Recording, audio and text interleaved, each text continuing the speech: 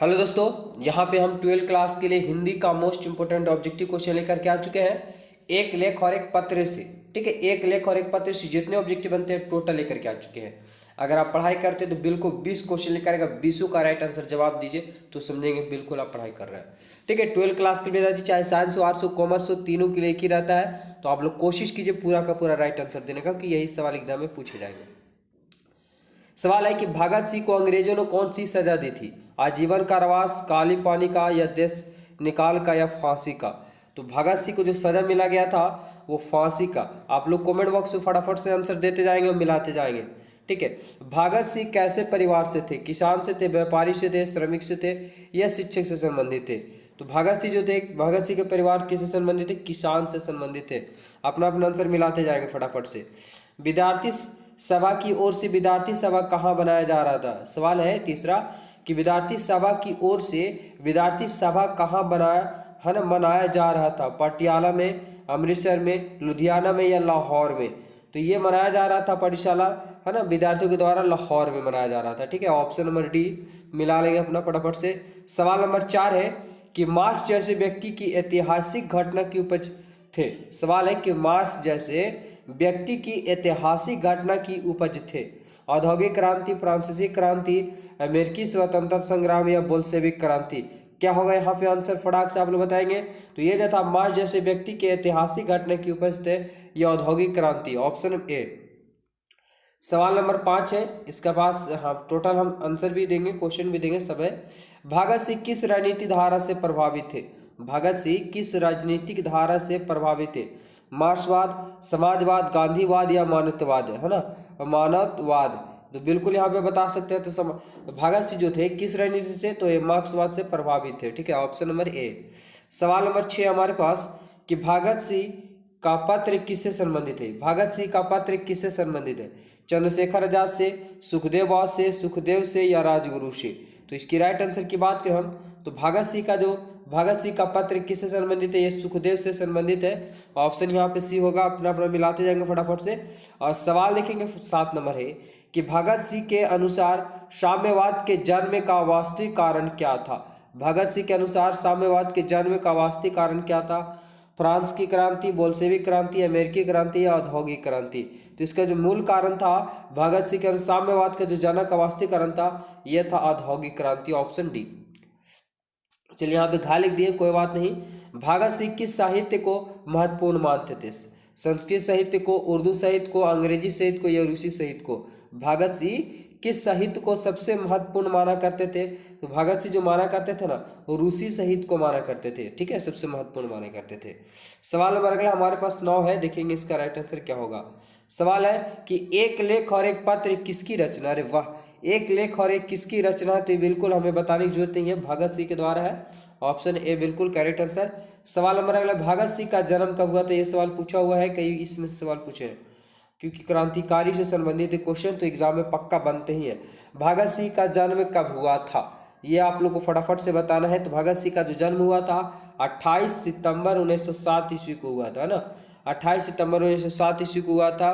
बड़ा कन्फ्यूजन हो जाता है क्योंकि सब 28 दिया हुआ ना, तो बड़ा कन्फ्यूजन होता है, इसलिए याद रखेंगे सितंबर माह में होता है ना।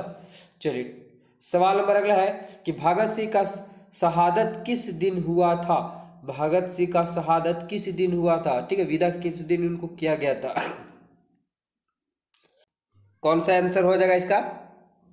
बिल्कुल आप लोग बता सकते हैं। तो भगत सिंह का शहादत जो हुआ था, यानी जो फांसी की सजा दी गई थी, वो दिया गया था 23 मार्च 1931 ईस्वी को। सवाल नंबर 12 हमारे पास है कि भगत सिंह को किस केस में फांसी हुई थी? पेशावर संयंत्र केस में, अमृतसर संयंत्र केस में, या मेरठ संयंत्र केस में, या लाहौर संयंत्र केस में? यानी कौन सा केस में उनको फांसी की सजा दे दिया गया था? तो ये दे दिया गया था लाहौर संयंत्र केस के में दे दिया गया था भगत सिंह को फांसी। सवाल नंबर अगला है हमारे पास, भगत सिंह के बचपन पर किसका प्रभाव पड़ा था? भगत सिंह के बचपन पर किसका प्रभाव पड़ा था? करतर सिंह सारब का, या सरदार अजीत सिंह का, या सरदार स्वर्ण सिंह का, या सैयद हैदर रजा का? यहाँ पे बिल्कुल आप लोग बता सकते हैं। तो भगत सिंह के बचपन का जो प्रभाव पड़ा था वो करतर सिंह सराब का पड़ा था, ऑप्शन ए। सवाल नंबर है कि भगत सिंह ने नौजवान भारत सभा का गठन कब किया? बहुत ही इंपॉर्टेंट क्वेश्चन। भारत सीनियर नौजवान भारत सभा का गठन हुआ कब किया गया था? 1924, 1925, 1926 या 1928 ईस्वी में? बिल्कुल हमारे प्यारे विद्यार्थी यहाँ बता देंगे। तो भगत सिंह जो थे नौजवान भारत का गठन किए थे 1926 ईस्वी में।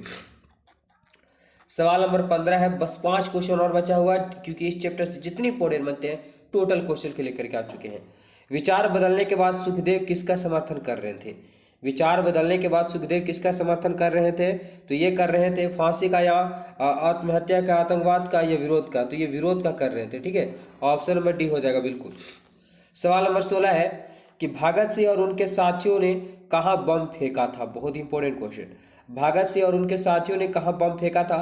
चौरी चौरा में, अमृतसर में, दिल्ली में या लेस्ली स्टील असेंबली में फेंक दिया गया था? तो भगत सिंह उसके साथी जो थे असेंबली में ही क्या कर दिए थे? बम फेंक दिए थे अंग्रेजों को जहाँ बैठने का स्थान होता है। चलिए सवाल नंबर हमारे पास अगला है और देखेंगे इसका राइट आंसर क्या होगा। भगत सिंह का फांसी कब चढ़ाना चाहते थे? भगत सिंह कब फांसी चढ़ना चाहते थे? मतलब फांसी का सजा हो गया तो फांसी होगा, लेकिन वो कब चढ़ना चाहते थे? ऑप्शन नंबर बताइए फटाफट से आप लोग। 17 नंबर क्वेश्चन है। देखिए सवाल है कि जब संघर्ष समाप्त हो, या जब आंदोलन चालू हो, या जब आंदोलन अपनी उच्चतम सीमा पर हो, या जब देश आज़ाद हो।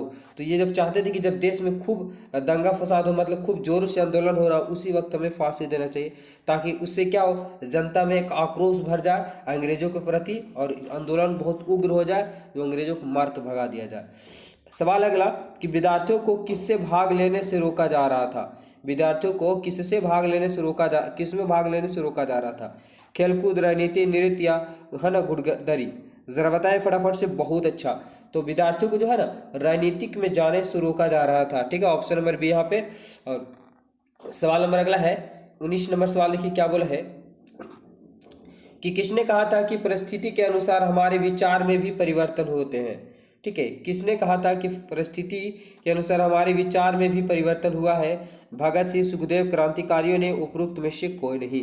तो ये जो कहा गया था भगत सिंह के द्वारा कहा गया था कि परिस्थितियों के अनुसार जो हमारे विचार भी क्या हो जाते हैं, परिवर्तन हो जाते हैं। और आज का आखिरी सवाल है जिसको है ना आप लोग बताना फटाफट से कि भगत सिंह सजा में क्या चाहते थे? मृत्यु, आजीवन कारावास, आत्महत्या, फांसी चाहते थे? बिल्कुल भगत सिंह जो चाहते थे फांसी की सजा चाहते थे। ठीक है, तो ये बिल्कुल करेक्ट आंसर यहाँ तक हो गया। और आप लोग बताएंगे इसमें से कितना आंसर आप लोग का राइट हुआ। इस तक वीडियो पाने के लिए हमारे चैनल को सब्सक्राइब के लिए धन्यवाद।